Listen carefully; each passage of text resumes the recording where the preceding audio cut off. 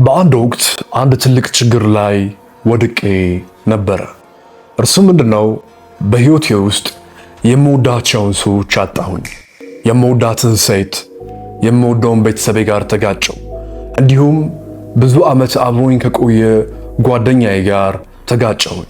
ይህ ሁሉ ሲፈጠር ታዲያ አንድ ህይወቴን የሚቀይር ሐሳብ የሆነ ሰው አስተማረኝ። በህይወቴ ላይ ትልቅ ለውጥን፣ ኃይልን፣ ጥበብን፣ መርዳትን፣ ዕውቀትን ስላለበሰኝ ትምህርት ይሆናል በዚህ ቪዲዮ ሐሳቤን የማካፍላችሁ።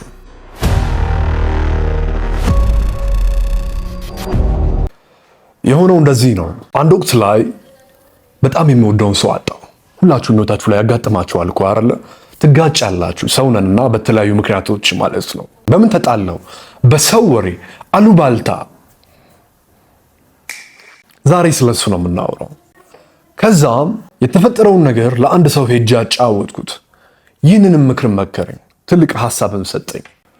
ተው ራውኤል፣ ልጅ አትሁን አለኝ። እንዴት አልኩት።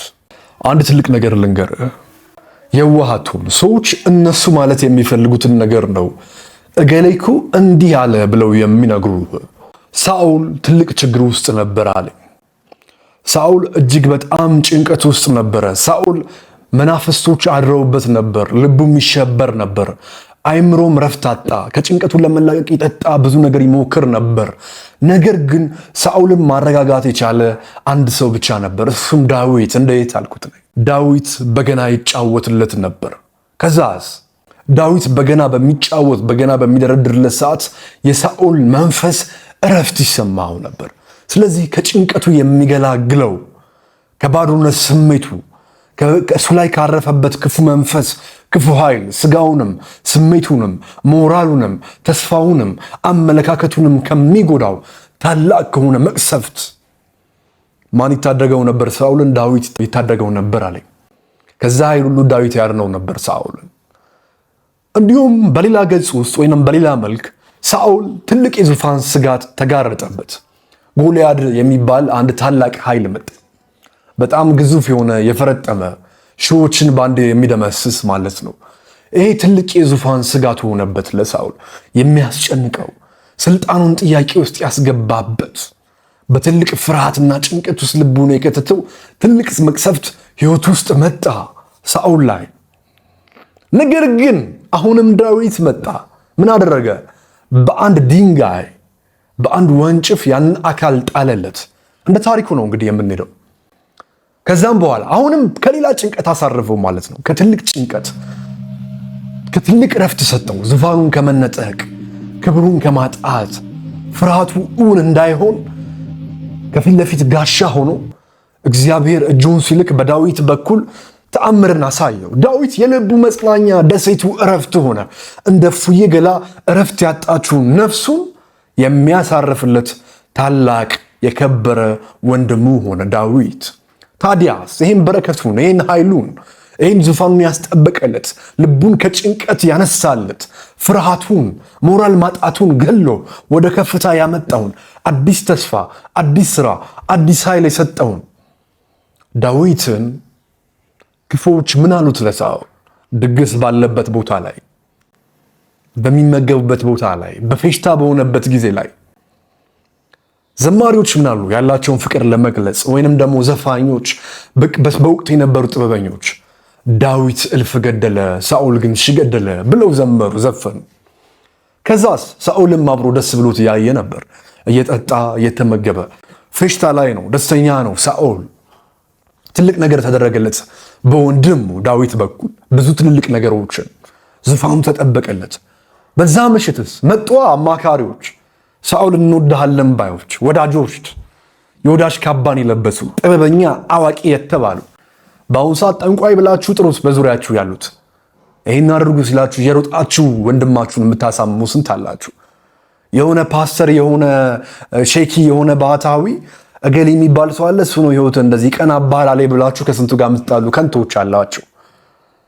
ስንቱ አማካሪ ጋር መታችሁ ክፋትን እየመከራችሁ ሽሽ ብላችሁ የምትገብሩ ሚዛናዊ ያልሆነ ካውንስለር ጋር ሄዳችሁ ህይወታችሁን የምታመሰቃቅሉ ስንት ሰዎች አላችሁ። እነሱ ማለት ናቸው። ተርጉሙት፣ ራሳችሁ ታምጡት። ከዚያስ መጣ ያሉትን ሰማ። ምን አሉ? ዳዊት እኮ እልፍ ገደለ እና ታዲያስ ሳኦል ግን ሺህ ገደለ። ታዲያ እውነት እኮ ነው። ዳዊት እልፍ ገደለ እኮ ያሉትን ሰማኸው ያሉት ድጋሚ አልገባኝም አለ። ዳዊት እኮ እልፍ ገደለ፣ ሳኦል ግን ሺህ ገደለ። ዳዊት ብዙ ሺዎችን ገደለ ማለት ነው። እልፍ ማለት ቁጥር የለውም።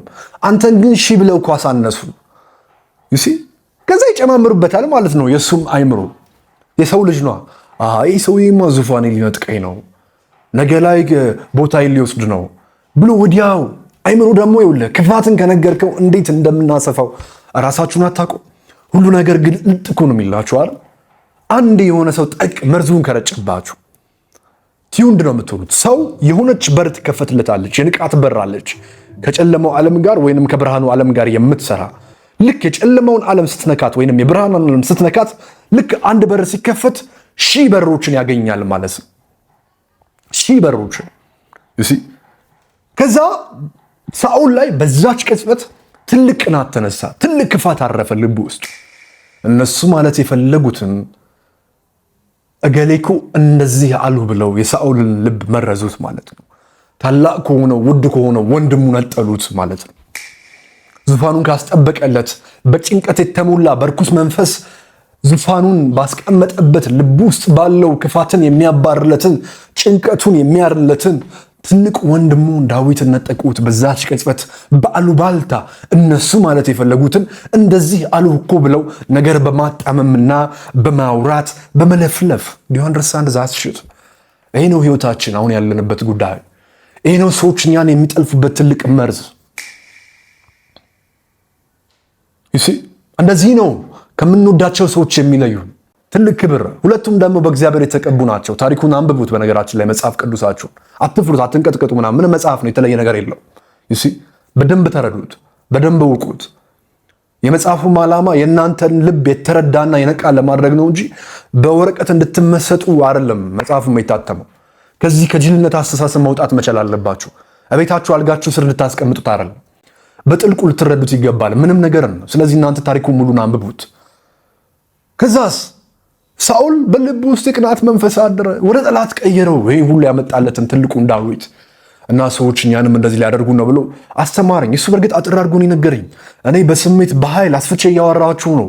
ከዛስ ማሳረር ጀመረ ዳዊትን ሳኦል። አይፋታማ ይሄ ክፋት መንፈስ ሲያሳድደው ዳዊትን። ኢቨን ኢፍ ሳኦል ዳዊትን ለመግደል በሚያሳድድበት ሂደት ላይ ደርስበት ወይንም ደግሞ በእጁ ሊያስገባው አልቻለም። ነገር ግን ሳኦል የሚሞትበት አጋጣሚ በዳዊት እጅ ላይ ከአንዴም ሁለቴም አጋጥሞት ነበረ። ነገር ግን ሊገለው አልወደደም። ለምን? ንጹሕ ነዋ። ፍልሚያን ወይንም ከጠላት ጋር ያለ ጋጋታን ለአምላኩ ይሰጣል። ከራሱ በኩል ግን ንጹሕ ሆኖ ይቆማል። በልቡ የታመነ ነው። ሳኦል ግን በሰዎች ተበርዟል። እነሱ ማለት የሚፈልጉትን እገሌኮ እንዲህ አለ ብለው ጠልፈውታል። እነሱ ማለት የሚፈልጉትን እገሌኮ እንዲህ አላችሁ፣ አለች፣ ፍቅረኛ፣ ጓደኛዬ፣ እናቴ፣ አባት እያሉ የሳኦል ላይ የመጣውን የክፋት መንፈስና ማንነትን የሚያሳጣ ትልቅ እርግማን ከሚሰጡ ሰዎች አብዝተ ተጠንቀቅ። እንደ መረጃ ውሰድ፣ ስላንተ የሚባለውን ስማ። ነገር ግን ከራስ ውጭ ማንም አትመን። አክቹዋሊ የሆነ ችግር እስካልተመለከትክ ድረስ ባሉባልታና በወሬ አትነዳ። አንተ ደግሞ ወሬውና አሉባልታው የተነሳበት አንተን ይጠላል ወይንም ሊያጠቃ ይፈልጋል የተባለው ሰው ጋር ቀጥተኛ የሆነ ጥቅም የሚያስገኝ ነገር ካለ አትጨነቅ። አበባው እሾህ አለው የለውም የሚለውን ማረህን ቅሰም። ስለ እሾህ አታስብ። እነሱ ስለ እሾህ እየመጡ ይሙልህ። በእርግጠኝነት ልንገርህ፣ ከተጣላህ በኋላ ደግሞ አደገኛ ወዳጅ የዛ ሰው እነሱ ሆነው ታገኛቸውና ትገረማለህ። ስለዚህ በእጅ ላይ ያለን ሀብት እንዳታጣ እጅግ በጣም ተጠንቀቅ። የሚታማልህ ሰው ክፉም ይሁን ደግም ይሁን ቀድመ ቶሎ በስሜት ወስነ ከህይወት አታስወጣ። እጅግ ታላቅ የሆነውን በረከትህን ትነጠቃለህና ስለነበረን ጊዜ ከልብ አመሰግናለሁ።